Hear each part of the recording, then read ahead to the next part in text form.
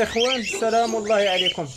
المهم اليوم جيت نتكلم عليكم على واحد الاكل اللي ضروري خاصكم تعطيوه للطيور ديالكم، ومزيان ومفيد للطيور. المهم ومفيد بزاف للطيور الكالوبسات. المهم هو القمح المنقوع. المهم خاصو يترقد المده ديالو واحد اليومين. المهم غتشوفوا كيفاش غادي الطيور ديال الكالوبسات غادي تخلي البشنه وتخليه. المهم غتلتجئ ليه هو الاول، يعني غتصيفط هو الاول في الاكل ديالها.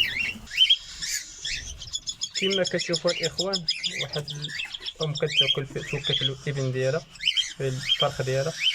وكما كتشوفوا الاخوان، المهم طائر الكالوبسات كياكل بكثره، عزيز عليه القمح المنقوع. المهم ومفيد للصحه ديالو ومفيد للفراخ ديالو.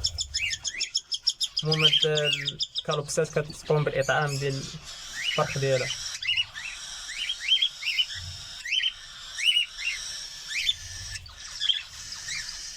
عندها جوج فراخ، واحد البينوله.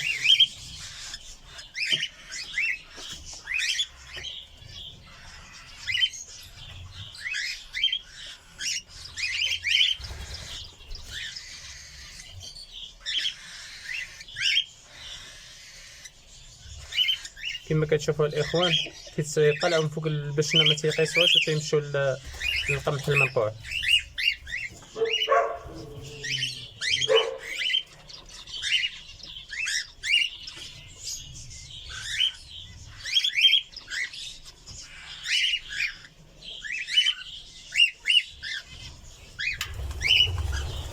المهم كما كتشوفوا الاخوان،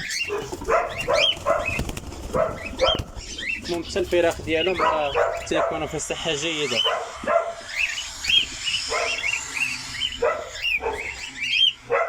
حتى الفراخ ديالهم تيكونوا في صحه جيده، اللهم بارك.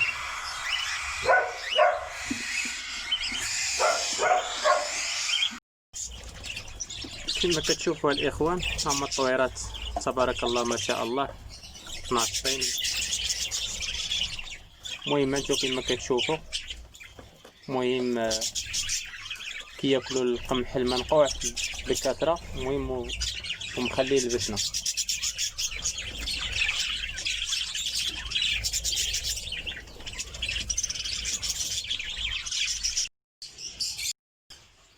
المهم الاخوان، سبق ولحتكم فيديو على يعني الضروريه ديال الملح حيات تكون عند الفراخ. نشوفوا الطائر ديال الكالوبسات كيفاش كياكل ملح حيه، يعني حيت محتاج الاملاح.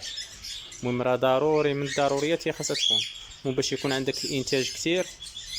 المهم كما كتشوفوا مع خرج دابا بعثت منهم، شوفوا مازال تياكلوا في القمح المنقوع.